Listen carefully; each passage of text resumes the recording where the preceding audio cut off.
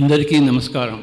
దేవుళ్ళందరికీ నమస్కారం. Meditation the most important thing for each and every person every day, my dear friends. ఎప్పటికప్పుడు కనపడేదాన్ని పక్కన పెట్టేసి కళ్ళు రెండు మూసుకుని కూర్చోవాలి. ఇవాళ 3 గంటలు కూర్చున్నాం, వెరీ గుడ్, కంగ్రాచులేషన్స్.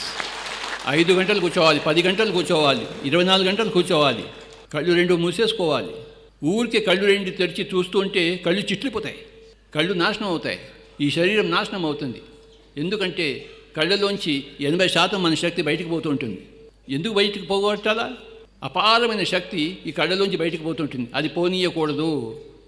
అవసరమైనప్పుడే కళ్ళు విప్పాలి, అవసరం లేకపోతే కళ్ళు విప్పకూడదు. మనమంతా కూడా ధ్యానానికి బానిసలం, ధ్యానానికి అంకితం. మనం గంటలు కళ్ళు రెండు మూసుకుంటాం. అవసరమైతే కళ్ళు ఇప్పి చూస్తాం, మళ్ళీ కళ్ళు మూసేసుకుంటాం. ఎన్నో జన్మలు కళ్ళు ఇప్పి నరకాన్ని అనుభవించాం. ఈ జన్మలో కళ్ళు మూసుకుని స్వర్గాన్ని అనుభవిద్దాం. ఊరికే కళ్ళు తెచ్చుకుని ఉంటే ఈ శరీరం నాశనం అవుతుంది, గుర్తుంచుకోండి.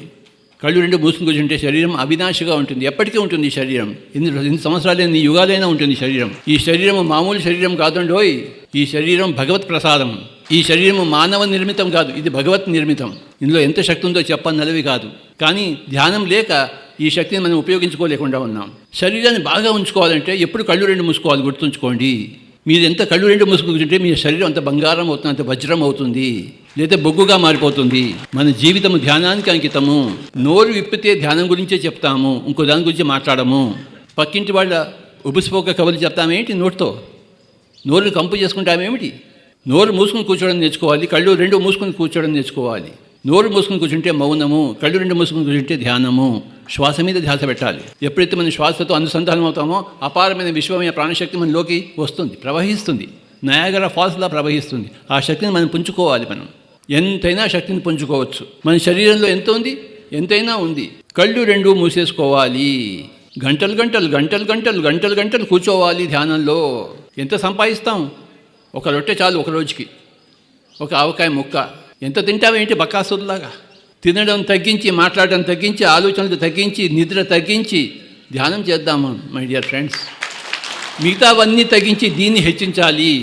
ఈ మనిషిని మార్చేది ఒక ధ్యానం ఒక్కటే, ఈ ప్రపంచాన్ని మార్చేది ఒక ధ్యానం ఒక్కటే, ఇంకేది కాదు. ఇంతమందితో కూర్చుని ధ్యానం చేయడం ఎంత గొప్ప విషయమో, అందులోని ఇంతమంది యోగేశ్వరుల మధ్య కూర్చొని చేయడం ఇంకెంత గొప్ప విషయమో చెప్పన్నది కాదు.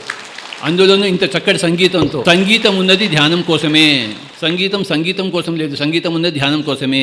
ఈ శరీరం కోసం లేదు, శరీరం ఉన్నది ధ్యానం కోసమే. మన భూమి మీద పుట్టింది ధ్యానం కోసమే. మిగతావన్నీ పక్కన పెట్టి ఒక ధ్యానంలోనే మనం మునగాలి. ఎవరికైనా ఏదైనా సమస్య వస్తే, ప్రాబ్లం వస్తే కూర్చోవాలి ధ్యానంలో. ఎవరికైనా ఒక ప్రశ్న వస్తే కూర్చోవాలి ధ్యానంలో. ఇంకోడెవడు నీకు సమాధానం ఇచ్చే మొగుడు ఎవడు లేడు, నీకు నువ్వే మొగుడివి, నాకు నేనే మొగుడిని. ఎవరిని వారే ఉద్ధరించుకోవాలి. ఉద్ధరేద్ ఆత్మానం అవసాదేత్ ఆత్మవే ఆత్మనో బంధు ఆత్మవే రిపురాత్మన. ఎవరిని వాడే ఉద్ధరించుకోవాలి, ఎవరిని వాడే కిందకి దిగజార్చకుండా సంరక్షించుకోవాలి. ఎవరికి వాడే శత్రువు, ఎవరికి వాడే బంధువు. ధ్యానం చేస్తే మనకి మనమే బంధువులం, ధ్యానం చేయకపోతే మనకి మనమే శత్రువులము. భగవద్గీతలో క్లియర్గా చెప్పబడింది ఏం చేయాలో, ఏం చేయకూడదో. ఏం చేయాలి? నిన్ను నువ్వు ఉద్ధరించుకోవాలి. ఏం చేయకూడదు? నిన్ను నువ్వు దిగజార్చకూడదు. ధ్యానం చేయకపోతే మనం దిగజారిపోతూ ఉంటాం, ముసలితనం వైపు పోతాం, చావు వైపు పోతాం. ధ్యానం చేస్తుంటే మనం యవ్వనం వైపు పోతుంటాము, చిరాయుషు చిరంజీవి వైపు పోతుంటాం. మనకి అసాధ్యమైనది లేనే లేదు. ఒకానొక కోతి ధ్యానం చేసి హనుమంతుడయ్యింది. అన్నీ కోతులే, కానీ ఒక కోతి మటుకు ధ్యానం చేసింది. ధ్యానం చేసి ఎక్కడెక్కడ పోయిందో గాలిలో ఎగరడం మొదలుపెట్టింది కోతి. మరి మనకేం పోయే కాలం?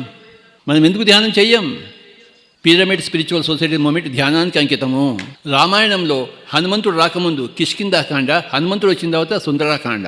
మన జీవితంలో కూడాను ధ్యానం రాకముందు మనమంతా కిష్కింధాకాండ అంటే కోతి కాండ, ధ్యానం వచ్చిన తర్వాత హనుమంతుడి కాండ అంటే సుందరాకాండ.